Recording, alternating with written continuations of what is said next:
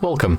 Today I am with HUAWEI Nova 9 and I will show you how we can remove and add the home screen widgets. So I'm going to remove at the first these two widgets, so I have to basically click hold and then tap remove.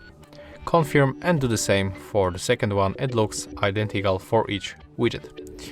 Right now, if you want to add the new widget, you have to pinch your screen like that. Select widgets from this menu at the bottom, and then you can find here a lot of different widgets.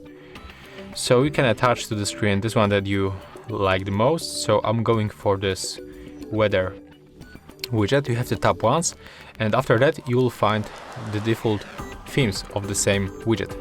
So I'm going for this one. So we have to tap once, and right now this widget will be attached to the screen.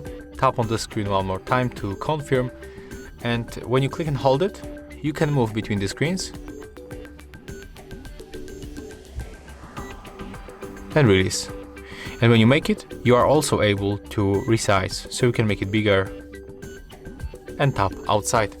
So yeah, as you can see, that's all. If you find this video helpful, remember to leave a like, comment and subscribe.